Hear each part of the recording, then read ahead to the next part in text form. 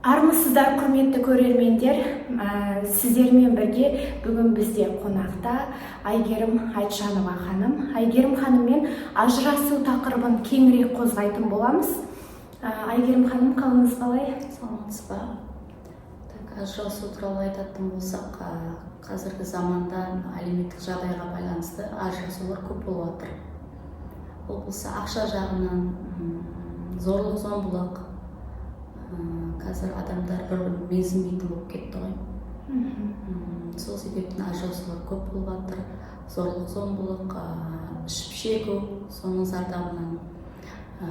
Тағы әлеуметтік жағдайға келетін болсақ, әйелдердің бала көтере алмауы, соған да байланысты ажырасулар көп болып жатыр.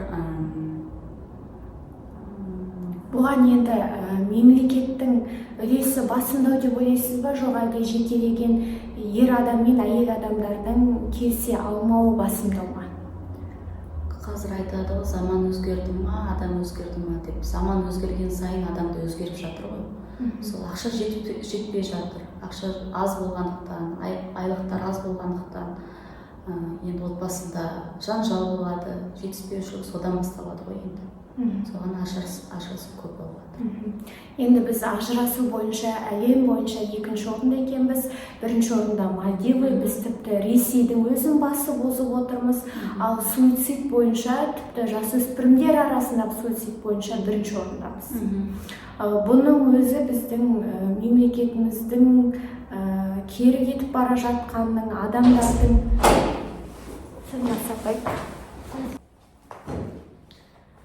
ал енді мына әлемдік ажырасудың, олардың күн өткен сайын төмендеп келе жатқанына қандай факторлар әсер етіп жатыр деп ойлайсыз? Мысалы, Ресей баяғыда бірінші орында еді, олар бірінші орыннан алғашқы ондыққа кірді деген секілді.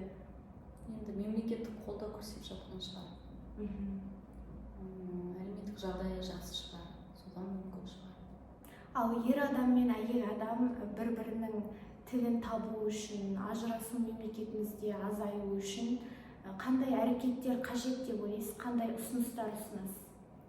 Ұсыныстар болғанда қазір дамыған замандан интернетте көп коучтар шығып кетті, спикерлер, әйелдер сол интернетқа қарап, инстаграмның бейнесіне қарап, бір-бірін қалай айтсам болады, соған қарап еліктей бастады да.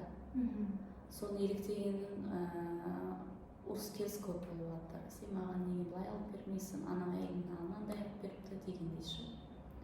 Сондайлар көп болып жатыр. Енді азаю үшін, ажырасуда азаю үшін енді мемлекеттік қолдау керек. Бізде еще менталитет бар. Менталитетін қосатын болсақ, бұрынғы замандай өмір сүру керек. Қазіргі заманға сай өмір сүрсе, ондай ажырасулар көп болмайды деп ойлаймын. Сосын тағы бір жетекші фактор ол үшінші тұлғаның екі жастың өміріне араласуы секілді. Ата-ененің, қайынсіңлі, қайын-апалардың араласуы. Сіздіңше олардыға қалай тоқтау салуға болады? Қалай тоқтау салуға болатынын білмеймін, бірақ біздің менталитетімізге сіңіп кеткен ғой сол. Қайын-апа, ата-ене араласу деген.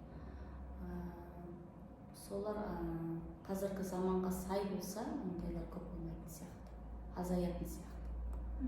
Осы заманға сай өмір сүрсе деймін. Яғни өзінің түсініктерін басқаша қойса, шарттарын басқаша қойса, екі жастың ортасына түспесе, ажырасулар көп болмайды. Үшінші адамның керегі жоқ та. Семья болған соң бәрі жағдайлар болады.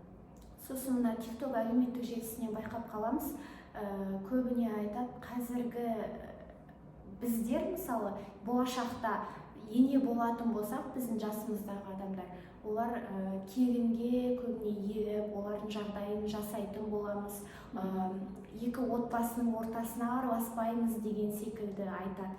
Қазіргі өскелең ұрпақтың екі жастың ортасына араласу мәселесі болашақта сіздің көзіңізбен қандай болады деп ойлайсыз? Менің ойымша болашақта басқаша болады сияқты.